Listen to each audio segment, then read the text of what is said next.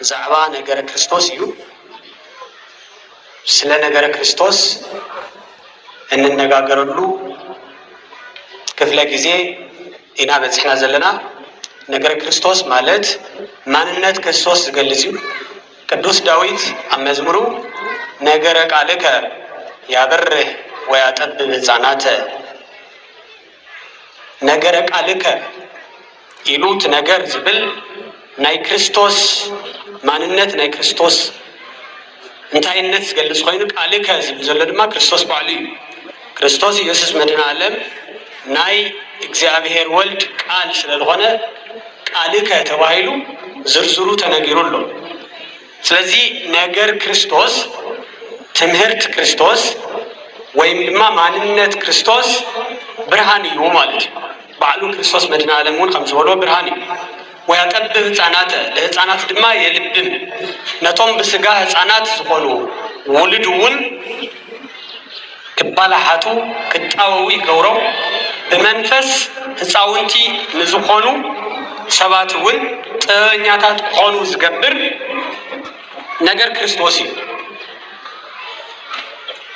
ስለዚህ እዚህ ስለሆነ ቅዱስ ዳዊት ተቀድሞ ነገረ ቃልከ ይሉ ነገረ ክርስቶስ በትንቢት መልክ ገሊጽዎ እዩ ንለሙ አንቲ ከመመገስ ገርና ንማሃሮ ትምህርት ግን ኣብ ወንጌል ዮሐንስ ምዕራፍ 9 ቁጥሪ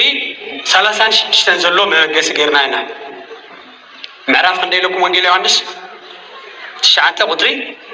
36 ከምዚ ይብል መኑ ውእቱ ከመ እመን ቦቱ ሙሉ ቃሉ መኑ ውእቱ ወልደ እግዚአብሔር እግዚኦ ከመ እመን ቦቱ ይዝብል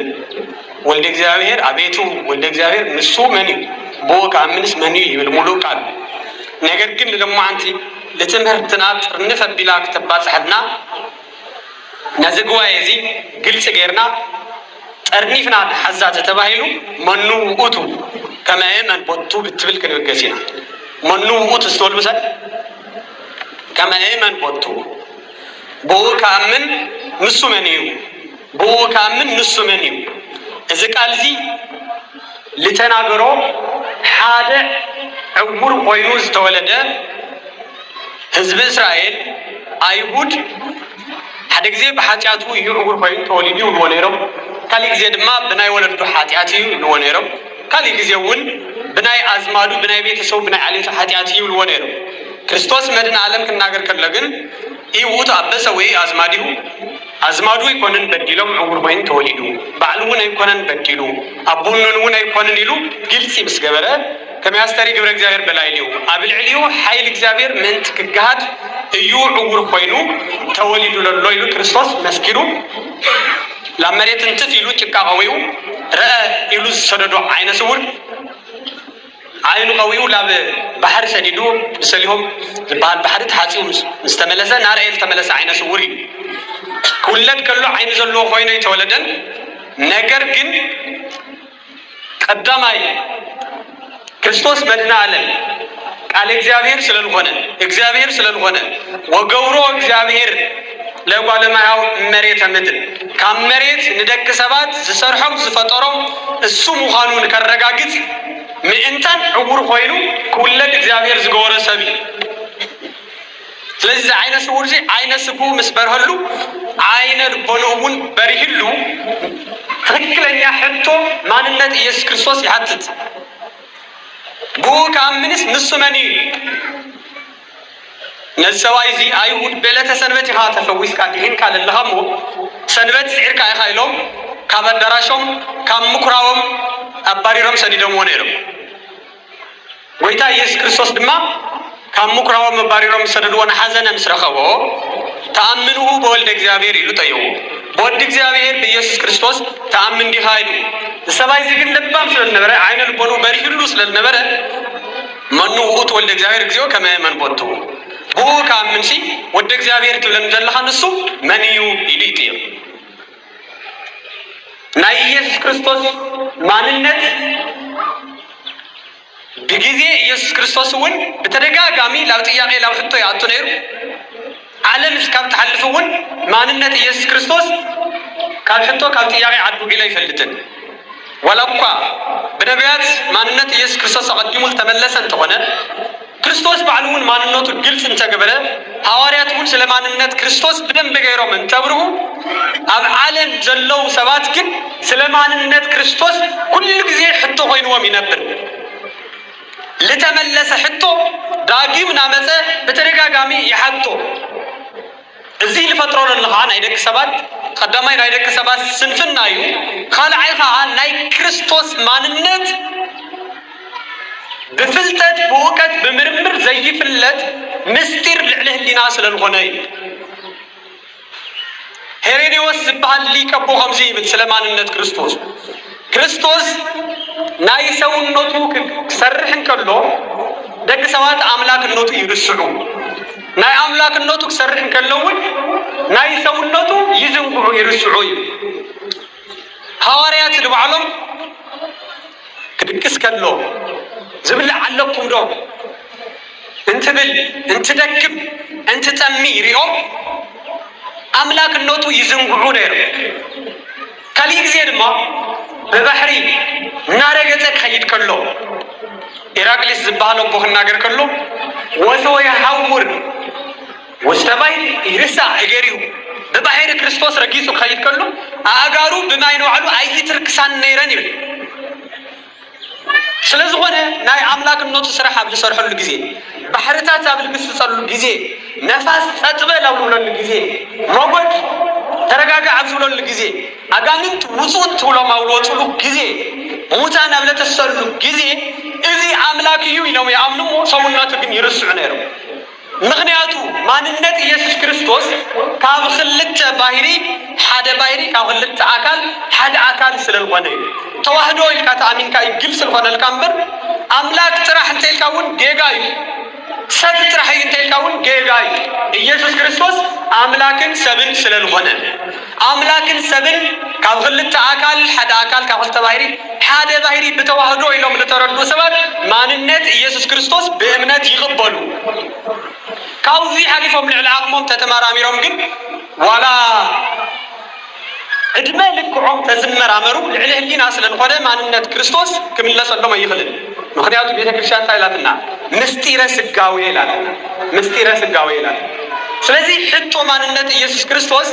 عالم اسكان ما كرشا نحاتة تنبر بيتك كريستيان ندمان عمل لسات تنبر نزا أمنون عملت تنبر زي أمنون ما بتزي أمنوه بوقت عيب كاوبت عاد فتارين هذه الغلات ما يسولنا سلزي عين سول زي تايلو بولدك زابير كأمن سي نصفو من يو لبل حتى يحدد غلات نازي عقنا حتى تكبع حتى يا ኢየሱስ ክርስቶስ ንሱ መኒ ክርስቶስ መኒ ለምን ሁላትና ግን حتى ይግበና ክርስቶስ ብዙሕ ጊዜ ብድፍኑ አሚንና የከይንኸውን እዚ ጉባኤ እዚ ከዘጋጅን ከለው ካብሰካ ጉባኤ ሰባኪያን አማሐዳሪ ቤት ትምህርት ሰንበት ኮይኖም ከዘጋጅ ወንከለው ክርስቶስ ብድፍኑ ከይሆነስ ብድዲት በተዝግበና ፍልጠት ክንፈልጦ ስለልግባይ ክርስቶስ ንፈልጦ ነአምኖ ንክርስቶስ ነአምኖ ንፈልጦ እና አምኖ ንርዶ ንፈልጦ ለተረዳናዮ ንፈለጥናዮ ድማ ነአምኖ ማለት ኣብ ሓደ ዓብይ ጉባኤ ሓደ ሕቶ ሓቲቶም ነቲ ጉባኤ ዘዘጋጁ ሰባት ኦርቶዶክስ እምነት እትኽተል ዘለኻ ንምንታይ ኢኻ መን ነጊርካ እንታይ ስለዝኾነ ተኸቲልካ እዚ እምነት እዚ ተባሂሎም ህዝብ ተሓቲቶም ኩሉ ሰብ ንምንታይ ክርስቶስ ከም ለአምን ንምንታይ ኣብ ኦርቶዶክስ እምነት ከም ዘሎ አቋሙ ለምንጋር በጣም ተሸጊሩ እዚ ካውን ስለላይ ግባ ኢና ነገር ክርስቶስ ለማንት እንማር ዘለና ክርስቶስ አቦናንና ስለለዝንሕና ጥራሕ ይኮናን ክናብሎ ዘለና ናይ ወይ ስለልኾነ ኢልና ንኸይድ እንተሊና ብድፉን ኢና ዘለና ማንነት ክርስቶስ አይተረዳናን ማለት ነው አጋጣሚ ወለድና ጽቡቅ ስለለጽንሕና እምበር ባዕልና ክርስቶስስ የጥረናየ ገንዘብና ገወርናየ አይፈልጥናየ ለና ማለት ነው ምግቢ ካብ ከይፈለጥ ካዮ ትበልዑ ፈሊጥ ካዮ ትበልዑ ከለኻ ይጽቡቅ ልብሲ ካብ ከይተረዳኻዮ ጥቕሙ ካብ ከይፈለጥ ካ እትገብሮ ፈሊጥ ካ ትገብሮ ይልበልስ ክርስቶስ እውን ካብ ይባሃልያ ነበረ ተቀቢልናዮ ባዕልና منيونا بعيننا رئينا يوم بإننا نحسسنا يوم بملحسنا تقيمنا يوم كون كله زبالة يخون ስለዚህ ሁሉን አብያለና ክርስቶስ መኒ ዝብል ሕቶ ለባይ ሙረና ክመጽእ ይግባእ ክርስቶስ መኒ ይስተወል ሁሉ እዚ ናይ ትምህርትና ደስ ታይነ ስውር ከምሎ ማለት አይነ ልቡናና ክበር እንተ ኮይኑ ማንነት ክርስቶስ ክንፈልጥ ይግበና ክርስቶስ መኒ ዝብል መልሲ በነቢያት ለተነገረ በሐዋርያት ለተነገረ በሊቃውንት ለተነገረ በእግዚአብሔር አብ ለተነገረ በባዕሉ በክርስቶስ ለተነገረ ይናል ማንተን ማለት መጀመሪያ በመል ተነገረ የለሁም በመል ተነገረ በነቢያት በኋላይ ደረጃ በመን በሐዋርያት በሳልሳይ ደረጃ በመን ይለው በቡ በእግዚአብሔር አብ በረባዕ ደረጃ በመል ተነገረ በባዕሉ በእግዚአብሔር ወልድ ተነገረና ሐምሳይ ጠርናፍ እንተማር እንተደለው በሊቃውንት ተነገረው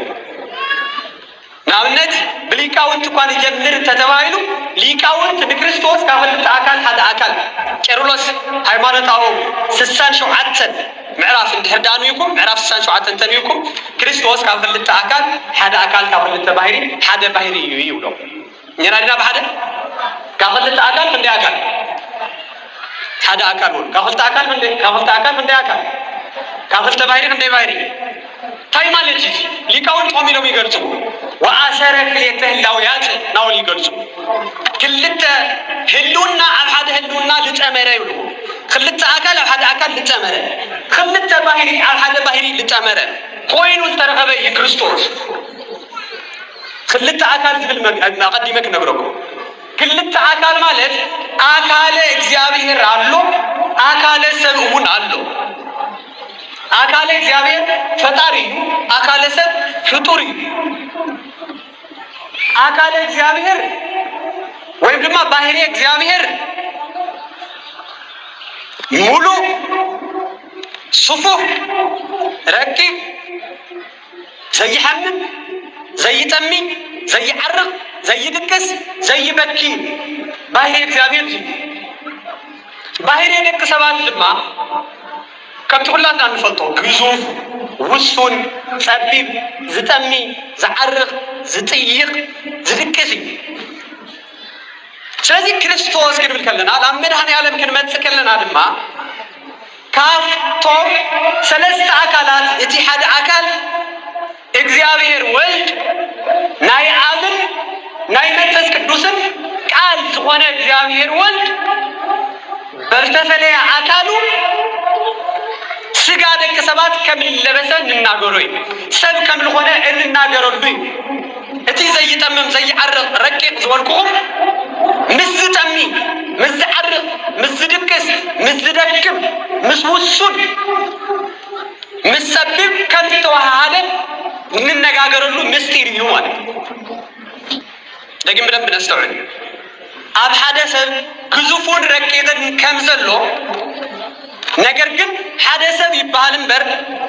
ብግዘፉ ኻሊእ ብርቀቱ ኻሊእ ከም ዘይባሃል ላብ ክርስቶስ ክንመጽእ ከለና እውን ኣምላክን ሰብን ኢልና ንኣምን ጎርጎርዮስ ዘእንዚናው ከም ዝብለና ኢየሱስ ክርስቶስ አምላክ ወሰብ ኢልና ንኣምን በአምላክነቱ ረቂቅ ሙሉ ስፉ ዘይድህሰስ ዘይጭበት ብሰውነቱ ግን ውሱን ዝኾነ ነገር ግን ክነስተውዕለለና በተዓልሞ እቲ ውሱን ምስ ረቂቕ ምስ ሙሉ ክዋሃድ ከሎ ውስንነቱ ከይለቐቐ እቲ ረቂቕ ናይ መለኮት ባህሪ ምስ ስጋ ክዋሃድ ከሎውን ርቀቱ ስፋቱ ምልዓቱ ከይለቐቐ በተዓልሞ እዩ ኒላድና በሓደ ይኸብደና ከዩ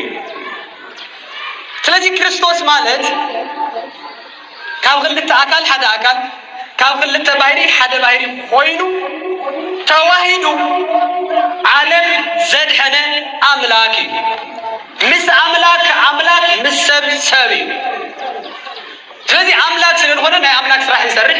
ሰብ ስለሆነ ድማ ናይ ሰብ ስራሕ ይሰርሕ ማለት እዩ በሰውነቱ መዋቲ በአምላክነቱ ሕያው ማህያዊ እዩ እዚ ክርስቶስ ማለት ሊቃውንት ከምዚኦም ዝገልጽዎ ካሊእ ግዜ ድማ ዮሐንስ አፈወርቅ በሃይማኖታዊ ምዕራፍ 66 እንቲአሁ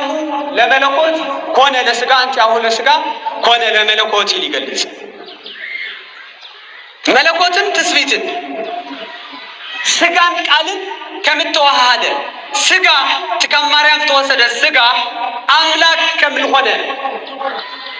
ምስ አምላክ ከምተዋሃደ አምላክ ድማ ምስ ስጋ ከምተዋሃደ ስለዚህ አምላክ ናይ ስጋ ባህሪው ከምልገበረ ይናገረና ኣብ ባሕሪኩም ጠሊቕኩም ለሎ ኣብ ልዕሊ ህሊና ዝኾነ ምስጢረ ስጋዊና ጠሊቕና ኣለና ስለዚህ ብዕንቆት ክነዳምፅ ይግባል ሕድሕድ ዝተነገረ ቃል ላባ አይሙረና እናምፃና ክንመራመር ክነስተውዕል ልምንታይ እንታይ ይባል ለና ክንሓስብ ይግባል አያዝ ነገር ክርስቶስ ይናን ማለት ሊቃውንት በዚህ መልክ እዚህ ይገልጹው ክርስቶስ አምላክ ይሞት ላይ ይሞት ታገርሽ አምላክ ይሞት ላይ ይሞት አምላክ እኮ ይሞት ግን አምላክ ሞት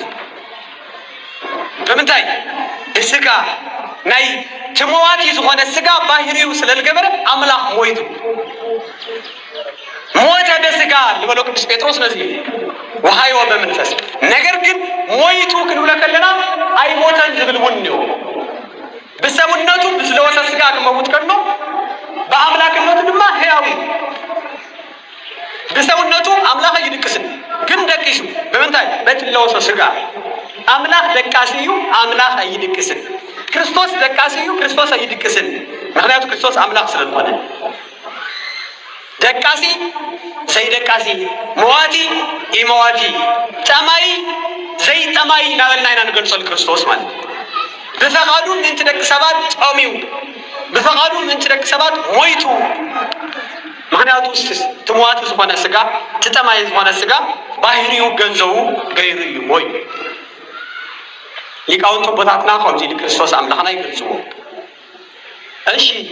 ክርስቶስ መኒ ንዝብል አምላክን ሰብን ይውልና ካብረና ሊቃውንቱ ቦታት ሊቃውንቱ ልባሉ ሰለስተ ምዕት ኮታስ ጠቅላላ ኣብ ሃይማኖት አዎ ኣብቲ መጽሐፍ እንደግኒዮም ሁሉም ዘለዎ ቦታት ሊቃውንት ይባሃሉ እዚኦም ድማ ከምስጥር እንከለው ካብ ሙሉዩ ካብ አዲሱ እንከይወጡ አትዓሪቆም ሙሉ ኪዳን ጽላሎትዩ አዲስ ኪዳን አካልዩ አካልን ጽላሎትን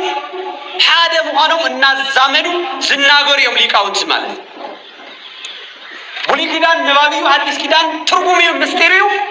እዚ ክልቱ ያዋሂዶ ማዓና ዘይተረደአና ኣብ ወንጌል ግልጽ ዘይሆነ ግልጽ ዝገብሩዮም ሊቃውንት አቦታትና ማለት ስለዚህ አቦታትና ሊቃውንት ሊናገሩዎ ናይ ሙሉን ናይ ሐዲስን እሺ ክርስቶስ መኒው በነቢያት ከመይ ተገልጹ አቀዲምና ነረ ክርስቶስ በነቢያት ከገለጽ ከሎ እግዚአብሔር ስጋ ለቢሱ አብዛ ዓለም እዚ ተመላልሱ ከም ዘድህን መንት ዓለም ከም ዝመውት መድኃኒት ኮይኑ መድኃኒትነቱ ለዓለም ከም ዝዘርግ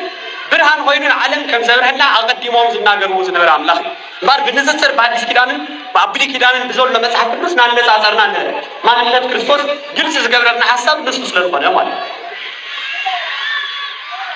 ቡሊን ሐዲስ ይነና ተሐዝና ናነጻጸርና ነረ አቡሊ ኪዳን ነብዩ ሙሴ ስለ ክርስቶስ ዘፍጥረት ምዕራፍ 1 ቁጥር 1 ተሪሁ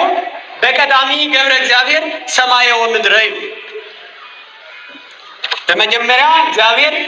አቀዲሙ ሰማይን ምድርን ገበረ من سماين مدرن جبرت تناقول شو بتسويه سماين مدرن من فترة እግዚአብሔር አብ ሐዲስ ኪዳን ተመጽተለ ድማ ወንጌላዊ ዮሐንስ ስለ ክርስቶስ እንትመስክር ታይሉ ቀዳሚው ቃል ውእቱ ወውእቱ ቃል ሀበ እግዚአብሔር ውእቱ ወእግዚአብሔር ውእቱ ቃል ወከማሁም ቀዲሙ ሀበ እግዚአብሔር ውእቱ ይብልሞ ወወልቱ ኩሉ ኮነ ወዘንበለ ወሳሉ ዘከለ አብ ሐዲስ ኪዳን አነጻጽርና ኸምታናይ ነብዩ ሙሴ አታሐይዝና እንትድሪ አድማ እግዚአብሔር ሰማይ ምድርን ፈጠረ ከምልበለ ዮሐንስ ወንጌላዊ ድማ በመጀመሪያ ቃል ነበረ እቲ ቃል አብ እግዚአብሔር ነበረ እቲ ቃል ንሱ ድማ እግዚአብሔር ነበረ አቀዲሙ ከሙ አብ እግዚአብሔር ነበረ إلو سلسة جزء يجلس لإجزابير عبد إجزابير ولد إجزابير من فسق بس يجلس مو كافتم سلسة أكلات إجزابير ولد إتحادة وقتقال سجا قنة تقال ما سجا لبس سب قنة النجار محراته بسكولاتنا يقول سلسين استوعب إيسوس كريستوس مني مالتين بار سماي مدري كيف تركنه إجزابير سماي مدري فترة إلو تنقيرنا أبهديس كده المسجد ما إتقال إجزابير نبرة إتقال ما سجا لبس سب قنة تقولنا إتي سب وينو قديفون ريال لنا إيسوس كريستوس مني مالتين تنابرون ኢየሱስ ክርስቶስ እግዚአብሔር ይሁን ግዴው ኢየሱስ ክርስቶስ እግዚአብሔር ይሁን ማለት እዚህ ሞል ምን ይጠፋው ልብልሰኮ ገለህ እሺ በደንብ ገር ካመብረህ ለአመን ካዩ ግለጾ ታንትኖይ ከነተንትኖ ከድርዶ ይግበና ኢየሱስ ክርስቶስ ሆኖ እግዚአብሔር አቡሊ ኪዳን ሰማይ ምድርን ፈጠረ ተባህ አዲስ ኪዳን መጽና ድማ እቲ ሰማይ ምድርን ፈጠረ ለሱ ወጡ ሁሉ ሆነ ዝተባለሉ ጎይታ ስጋ ሆነ ወሐደረ ላይለነ አብለና ድማ ሐደረ ክባል ከሎ ንርኢ ማለት ስለ ህላዌ እግዚአብሔር አብ እንትናገሩ ነቢያቱን ከምዚዩ እግዚአብሔር ለነቢዩ ሙሴ ለሕዝበ እስራኤል ካብ ግብፅ አውፅዮም ለፈርዖን ክሰዶም ከም ዘለዎ ንገሮ ክብሎም ከሎ ዝሃሎ ወይ ሄሉ እግዚአብሔር እቲ ዘሎ ዝነብር እግዚአብሔር ሊሆን ንበሎ ይብል ዝነበረ ዘሎ ዝነብር መኒም እግዚአብሔር ኣብ ሐዲስ ኪዳን በጽና እንተሪና ራእይ ዮሐንስ ምዕራፍ 1:8 ተሪኹን ዝሃሎ ወይ ሄሉ እግዚአብሔር ዘሎ ዝነብር እግዚአብሔር ዝመፀ እግዚአብሔር ይሉ ሃልወተ እግዚአብሔር አብን ሃልወተ እግዚአብሔር ወልድን ሓደ ምዃኑ የነጽረልና ስለዚህ ህሉና እግዚአብሔር እሪና አብ ወልድ እሪና አምላክን ሰብን ዝኾነ ኢየሱስ ክርስቶስ ምሰሙም ዓረምኳኑ በደንብ ገይሩ ኣብ ሐዲስ ኪዳን የነጽረልና አቡሊ ኪዳን ወን የነጽረልና አቡሊ ኪዳን እግዚአብሔር ተባረ ኣብ ሐዲስ ኪዳን መጽናው እሱ እግዚአብሔር ኢየሱስ ክርስቶስ ምዃኑ ይናገር ማለት በደንብ ነስተውል ስለ ህልውናው ዚካበልና ስለ ምጽአቱ ነቢያት እንታዩሉ እግዚአብሔር ከሃደ ይመጽ እግዚአብሔር በግልጽ ከመጽ ይሉ አዲስ ኪዳን መጽና ድማ መጻ ቆጠሩ ምስበትሐ መጸ ወተወልደ እንብሲት ካብ ሰበይት ድማ ተወለደ ካበዲና ቅድስት ድንግል ማርያም ከም ተወለደ ይናገር እግዚአብሔር ከመጽይ ድነይሮ ቀዲሙ እግዚአብሔር ከምዝመጸ ድማ ቅዱስ ጳውሎስ ሞጺሉ ይናገር ስለዚህ ነው ንግግሩ ነቢያትን ሐዋርያትን ሓደ አይነት ሆነ ስለ ክርስቶስ ይናገሩ ማለት ምክንያቱም እግዚአብሔር ስለሆነ ኢየሱስ ክርስቶስ ነቢይ ኢሳይያስ መጻ ከመበግ ይጠባ ኢሎ ቀዲሙ ተነብይ ነይሩ ኣብ ግብረ ሐዋርያት ምዕራፍ 8 ተሪኹ ድማ ከም ዝተጠብሐ ከም ዝተሓረደ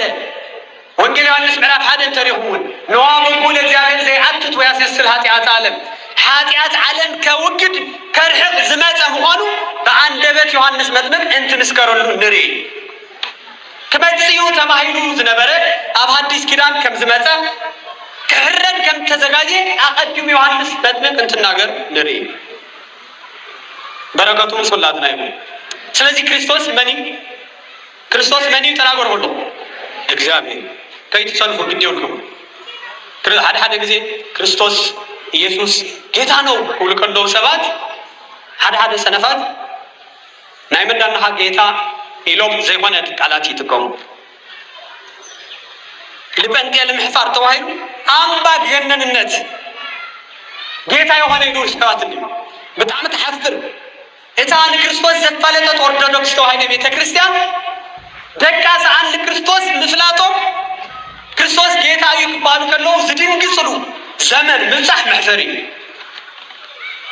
ኢየሱስ ዝበለ ሓደ መንዘይ ከበንጤ ገይሩ ዝሕመየሉ ዘመን ምንጻሕ መሕፈሪ ኢየሱስ ናይ በንጤ ገይርካ ሙሳድ ዘይምርዳ ውድቀት መጽሐፍ ቅዱስ አዩ እቲ መንፈስ ቅዱስ ዘሎ ኢየሱስ ጌታ ምዃኑ ይመስክር ይብል وقالوا زيك لبيلا بزي يسوس زين ولا زمن فس قدوس لا يليو بزيكات من فس قدوس أبو العلي زلوا قويتا يسوس كريستوس أملاخي غيتا أي نوال زغن يلني لذيري أرثوذكساويان بماريام نجيركم الله إذا نجرجع خي تحلفوا سمعني بنتي بيوسف نجيركم الله إذا نجرجع خي تحلفوا سمعني مسلم بالله وجزاكم الله إذا نجرجع خي تحلفوا سمعني أنتوا قولوا بفيديو سمعهم تفضل ها يوسف لمن تمنيون يمانتي لمن توعيون يمانتي لبنتي يوم الله الإسلام مشي يكون يبرم عن هنا أرثوذكساويان بماريام كي تحلفوا تبعنا التبحثنا تايسل الغنى